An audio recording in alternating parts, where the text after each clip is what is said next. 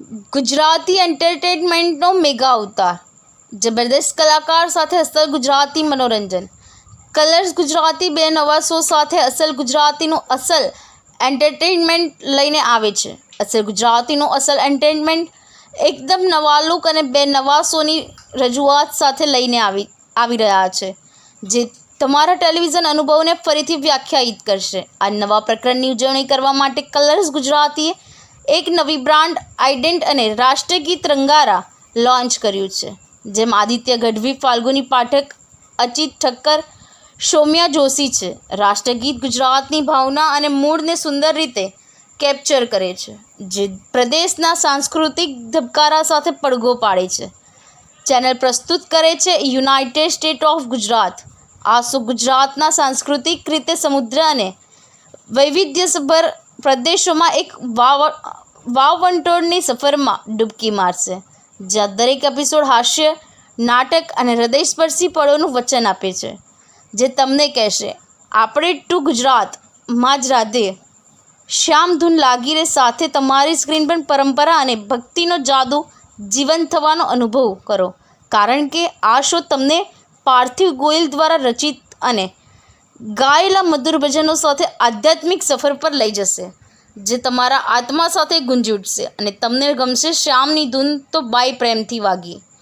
29મી જુલાઈ 2024ના રોજ સાંજે 7:30 વાગે શ્યામ ધૂન લાગી રે અને યુનાઇટેડ સ્ટેટ ઓફ ગુજરાતના પ્રીમિયર થનાર બે નવા શો સાથે અસલ ગુજરાતીનું અસલ એન્ટરટેનમેન્ટનું પ્રદર્શન કરીને કલર્સ ગુજરાતી સીમાઓને આગળ ધપાવવાનું ચાલુ રાખે છે અને નવા માપદંડો સેટ કરવા સાથે જોડાયેલા રહો. રાત્રે 8 વાગે. હું શું શરૂઆત કરું, કારણ કે આમે બધા એમ જ કહે છે કે હું બહુ કડક સ્વભાવની છું, તો હા હું છું. કારણ કે જ્યારે બાળકો અમુક સીમા ઓળંગે ત્યારે એમને કાબૂમાં રાખવા પડે, અને જો એ લોકોને ન રાખીએ તો એ લોકો વેરવિખેર થઈ જાય. એટલે મારે એ લોકોને સંભાળવા એ મારી જવાબદારી છે. એટલે હું સૂર્યકાંતા બા છું, પણ રાગીતી તરીકે એટલી નથી. રાજ, મારો એક પ્રશ્ન છે. તમારા માટે ગુજરાતી સિરિયલ અને ગુજરાતી ભાષા એક ચેલેન્જ છે, શું કહેવા માંગો? ના, ચેલેન્જ તો કાંઈ જ નથી, કેમ કે હું દિલથી ને વટથી ગુજરાતી જ છું. તો મારા માટે તો સૌભાગ્યની વાત છે કે હું મારી ભાષા માટે, ગુજરાતી માટે, ગુજરાતી કલ્ચર, ગુજરાતી ઇન્ડસ્ટ્રી માટે કોન્ટ્રીબ્યુટ કરી શકું છું મારા સ્કિલ્સના લીધે. તો ઓફકોર્સ જો ઘણા ચેલેન્જીસ તો હોય છે એઝ એન એક્ટર, બિકોઝ તમારે કેરેક્ટર બિલ્ડ કરવાનું હોય છે. તો ઓફકોર્સ ચેલેન્જ તો છે જ, કેમ કે આપણે ઓડિયન્સને એન્ટરટેન કરવા છે. તો આ કેરેક્ટરમાં ઘણી મહેનત કરી છે. તો હું કેશવ મોદીનું કેરેક્ટર પ્લે કરું છું યુનાઇટેડ સ્ટેટ ઓફ ગુજરાતમાં. અને કેશવ દ્વારકાનો છોકરો છે, એક ફ્લેમ્બોયન્ટ ટાઈપ કેરેક્ટર છે. તમે કહી શકો કે દ્વારકાનો રણવીર સિંહ છે. Always like full of energy, happy go lucky guy. અને પછી દ્વારકામાં આવે છે કે સંસ્કૃતિનું કેરેક્ટર, અને બહુ વાલા લાગે છે કેશવને મેડમ. અને જે સંસ્કૃતિ આવી છે દ્વારકામાં, તો એના મનમાં ઘણા પ્રશ્નો છે અને પ્રશ્નોના જવાબ ગોતવા આવે છે. તો એ જવાબ ગોતવાની જે મદદ છે આ કેશવ કરે છે. સંસ્કૃતિને ઘણા બધા પ્રોબ્લેમ્સ છે, તો એનો સોલ્યુશન આ કેશવ છે. અને કેશવ એટલે કે સંસ્કૃતિ અને સૂર્યકાંતા વૈષ્ણવની વચ્ચે બ્રિજ છે, સુદામા સેતુ બ્રિજ છે તમે કહી શકો. તો એ કઈ રીતે હું આમની વચ્ચે એક બ્રિજ બનું છું, આમની જર્નીને સપોર્ટ કરું છું, એ તમે જોશો અમારા શોમાં 29 જુલાઈના. તો જુઓ અને બસ પ્રેમ આપજો. સનાજી, આપણે તારક મહેતા અને આમાં એટલે જે મેં પહેલાં એક કેરેક્ટર પ્લે કર્યું હતું, એક ટીનેજ બોયનું એક કેરેક્ટર હતું, કોલેજ ગોઈંગ છોકરો હતો એ.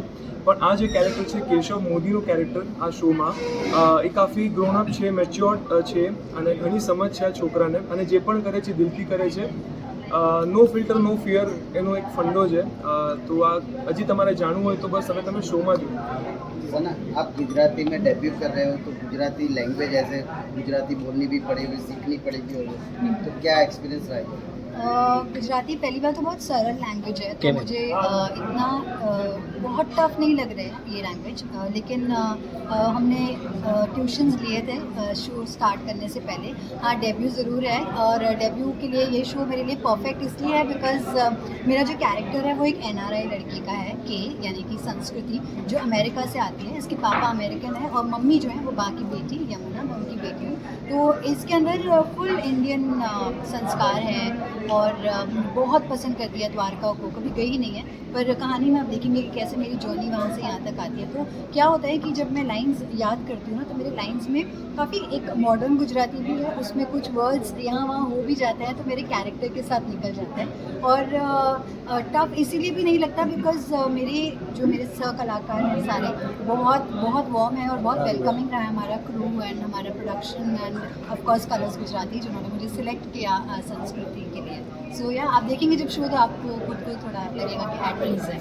बाहर जैसे सीनियर एक्ट्रेस से काम करने का एक्सपीरियंस कैसा है? एक्सपीरियंस तो अभी तो बहुत ही कमाल का है बिकॉज मैं ऑनेस्टली बता रही हूँ, इनकी रिस्पेक्ट इनकी जगह, लेकिन जब हम सब साथ होते हैं ना, ऐसे लगता है कि मतलब एक पिकनिक पे निकले हैं हम चाहे हम हमारे शूट पे हो या हम जैसे हमारे प्रमोशंस के लिए ट्रैवल कर रहे हैं, हम अगर डांस करने लग जाए तो ये तो हमारे साथ हमसे ज़्यादा एनर्जी, हमारे फ्रेंड बन जाते हैं। हाँ एकदम।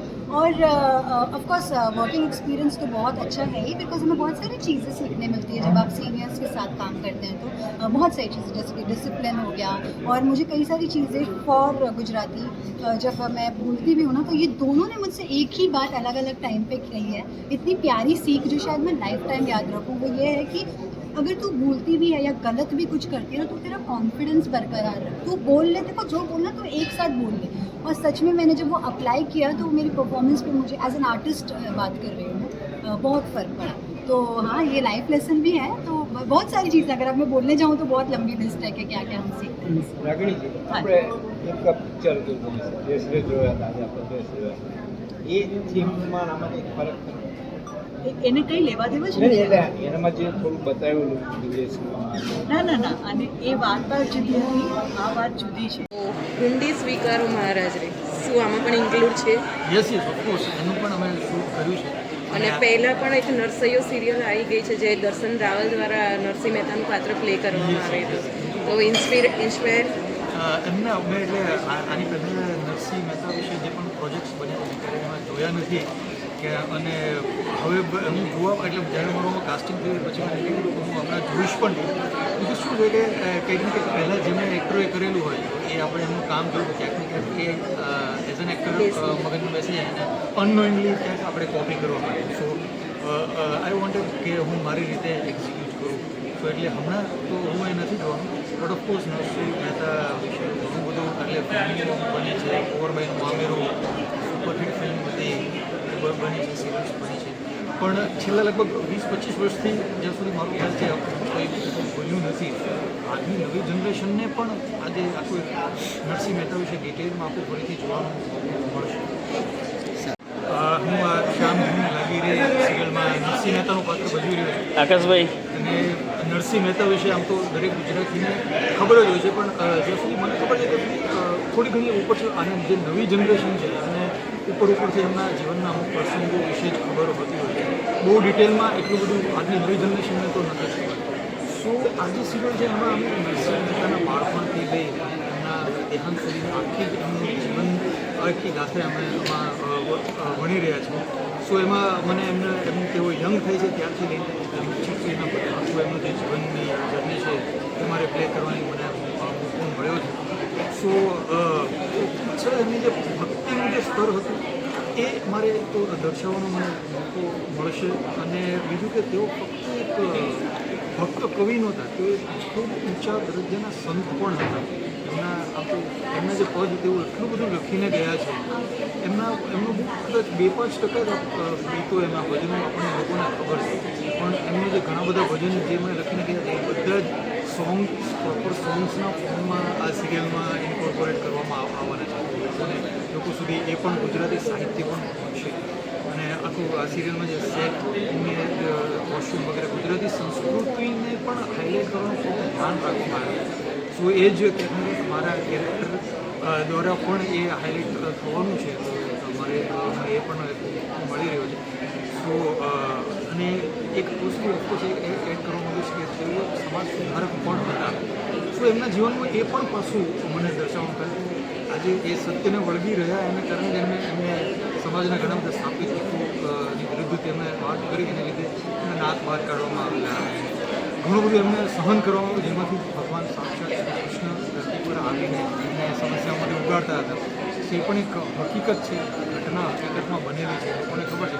તો લોકો સુધી આખી વસ્તુ ડિટેલમાં પહોંચશે એનો મને ખરેખર ખૂબ આનંદ છે. અમે ઉત્સાહિત છીએ કે અમે આ પ્રોજેક્ટનો ભાગ મોકો મળ્યો.